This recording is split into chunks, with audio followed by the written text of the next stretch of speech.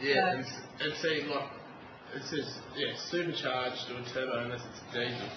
So, really, they can't really drive. Well, they've banned some cars as well, like small cars. Like the Peugeot 308s and the Golfs. Yeah. What's that? But we're looking at decent cars. They shouldn't have been on the list. Is that like the Tiranas, Danny? Well, these are small hatchbacks. Yeah. Why have they banned them?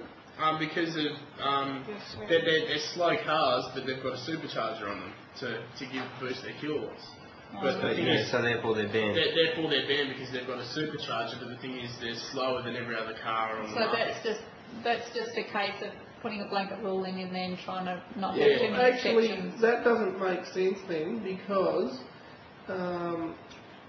some smaller cars may be safer, although they have a turbocharger on there. But the other thing that I would like to look at, safety in motor vehicles is more than just power. Because another thing you may be able, well, I feel as if it's important to have side airbags as well as front airbags. So you get them with high. So you're saying that maybe they should allow, if it's like a safer vehicle, maybe they get like a safety rating for the vehicle. Yeah. And if it passes like specific safety tests where they take like into account the airbags and the safety systems in the vehicle, then it might pass even though it is a high-powered vehicle. Is that what you're saying? Yeah, because what I reckon is wrong is when they get modified from manufacturer's specifications. The manufacturer knows how to design and develop an engine. Yeah. Well, it's like when they build cars and they put crumple points in all the different places now to disperse the impact when they crash. See, and what people do is they go and modify all the exterior of their cars. Yeah, that's right. And basically get. I know a few people in particular who've been really stupid and actually taken airbags out and because they wanted the speakers or they've gone and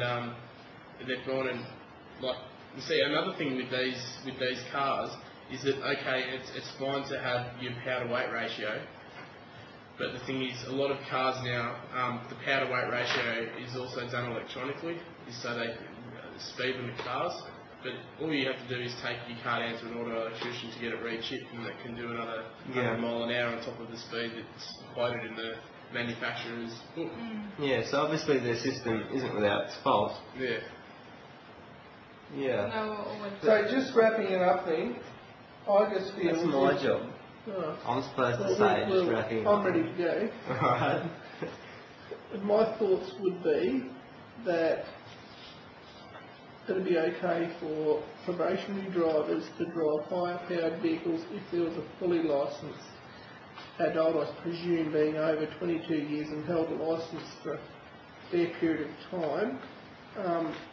And I reckon that modified cars with superchargers and that are designed to race or drag, and they shouldn't be allowed to drive those. But if for work you need to drive a work ute that has more power and you're employed and driving it to the rest of the other road rules, I think that it should be okay. And so what do you think about the maybe making exceptions for high-powered vehicles if they pass certain safety regulations? Yeah, that's another good point too. Can I just say it might be hard to prove whether or not someone is using a high-powered vehicle, like whether they are actually working or whether they're not. You find that there'll be a lot of people, they'll be just, I was working. The simplest way to solve that would be they would have to have the name of the company that they were working for in letters on the door, no smaller than 50 mil. I think they're complicating that a little bit there. I know that's just my personal opinion anyway. Yeah. But I think that it's the blood alcohol level is a good idea. Yeah. The power to weight ratio is good in some cases, but it has got some flaws. The P1 and P2 system is going to work. I agree that you should be able to, in work situations, be able to drive high-powered vehicles and tow trailers, even if they have to do a safety course, and extra training, how to back a trailer or how to drive to a trailer. What to do when you get Yeah, I'm sorry, but I've got another appointment, so I'm going to have to leave you with it and let you finish it off. Alright, well, we're nearly wrapped up.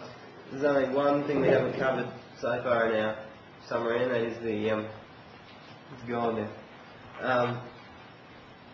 Possibly shortening the amount of time you have to have the P2 licence if you take a defensive driving course. I think that's an excellent idea because it gets more awareness, a bit more education to people who are actually going for their licence. It gives people some motivation to go out and do the extra training. Just makes people safer drivers, and it doesn't even have to be P2. It can be back at learning. Yeah, shorten the whole thing. Shorten the whole thing by doing one when you do your learners, one when you do your first probation licence, and when you do your P2 licence. Just keep updating your skills. Road rules change. Yep. A bit like having Rick Kelly not being able to drive a car on the road when he can drive on the racetrack and he's quite a confident driver. Yeah.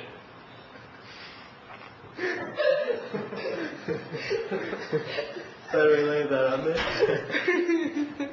Okay, I think that's Well, we pretty all much know what wraps his it up. previous appointment was. But like So that, you better say that again.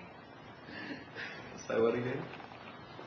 Okay. Yeah, what we- Well, I think that pretty well wraps it up anyway. Thank you for all joining in, and hopefully I'll get a good mark. but you better drive safe, Stephen. Yeah, I'll drive safely. Otherwise, Including up the back paint. Including up the score. And no crashing the mighty boy. Yeah, it's been done. It's been finished. Okay, you can turn it off now.